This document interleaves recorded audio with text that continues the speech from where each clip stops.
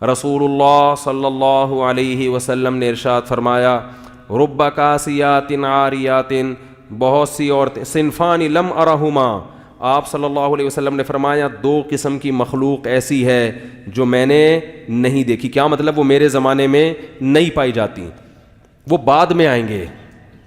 اور یہ اشارہ اس سے مل رہا ہے کہ وہ قومیں مسلمانوں میں پیدا ہونے والی ہیں. فرمائے ایک ظالم حکمران جو عوام پہ ظلم کریں گے، ہر وقت کوڑا لٹکا رہے گا ان کا.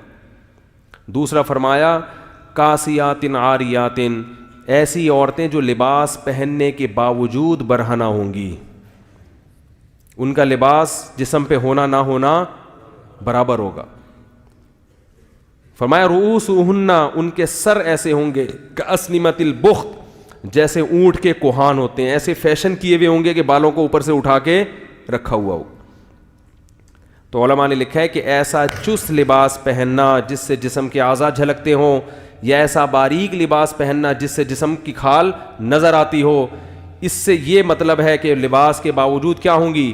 برہنہ. اور آپ صلی اللہ علیہ وسلم نے فرمایا ایسے ظالم حکمران اور ایسی عورتیں لا یجدن ریح الجنہ وان ریحها لیوجد من مسیرۃ کذا وکذا، یہ جنت کی خوشبو بھی نہیں پائیں گی، حالانکہ جنت کی خوشبو تو اتنے سال کی مسافت سے محسوس ہونا شروع ہو جائے گی. اتنا دور رکھے گا، چاہے یہ نماز پڑھیں، چاہے حج کریں، چاہے زکوٰۃ دیں، لیکن آپ صلی اللہ علیہ وسلم کی حدیث کے مطابق یہ جنت میں نہیں جا سکتی. کتنا بڑا حکم ہے، مگر آج اس حکم کی دھجیاں اڑائی جا رہی ہیں. ایک بات میں بار بار کہتا ہوں، دیکھو اپنی بیٹیوں کو پراپر ڈریس پہنایا کرو.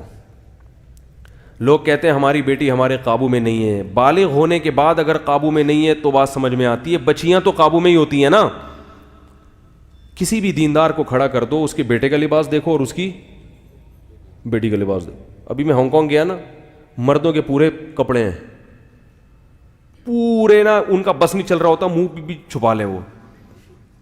اور ان کنٹریز میں خواتین کے کپڑے کیا ہیں؟ شارٹ، 2-4 اسٹیکر کہیں سے ادھار لے کے، وہ بھی ایسا لگتا ہے جیسے پتہ نہیں کیا تکلف ہے بھائی. یعنی بعض ایک صاحب کہنے لگے ان سے بولو کہ اس تکلف کی ضرورت کیا تھی آپ کو، خام خواہ کی ٹینشن.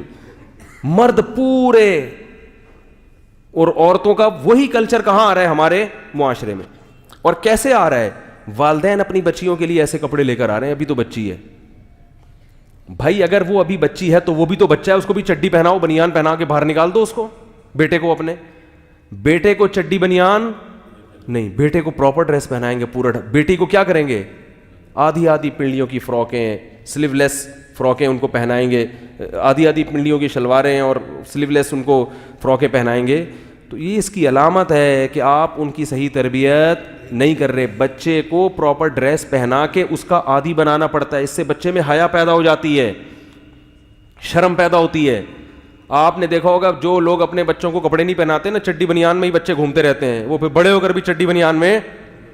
ہمارے ایک دوست نے واقعہ سنا ہے یورپ کے کسی کنٹری کا. وہ یہاں سے نا بچی کا رشتہ تھا، کہیں رشتے کے سلسلے میں کہیں گئے کسی ملک، تو لڑکے والوں نے ان کو بلایا. تو وہ جو لڑکی کے ابا تھے انہوں نے کہا وہ سسر جو یعنی لڑکا ہے اس کو بلاؤ. لڑکا کہیں جاگنگ کر رہا تھا چڈی پہن کے. اس کو پتہ چلا جی تمہارے رشتے والے آئے ہوئے ہیں. اس نے کہا ٹھیک ہے، بہت خوشی ہوئی، میں آ رہا ہوں. تو وہی چڈی بنیان میں ہی سسر صاحب کے آگے بیٹھ گیا، اور اس نے اپنی طرف سے یہی کیا، بھائی جو میں ہوں میں وہی نظر آنا چاہتا ہوں. اور صحیح کیا اس نے. خام خواہ میں اپنے آپ کو ایسا شو نہیں، میں ایسا لبرل ہوں، پہلے بتا دیا اس نے اپنے ڈریس سے کہ مجھ سے زیادہ توقعات نہ رکھنا، ہم یہ چڈی بنیان ہی ہمارا فیشن ہے. تو چڈی بنیان میں آ کے سسر صاحب کے سامنے بیٹھ گئے. انہوں نے کہا بھائی تو لڑکی والے جب ہمارے یہاں جب آتے ہیں تو بندہ کہیں سے ادھار ہی لے لیتا ہے پتلون. کیا خیال ہے بھائی؟ اس موقع پر تو ہر آدمی کم از کم پراپر ڈریس میں بیٹھتا ہے نا.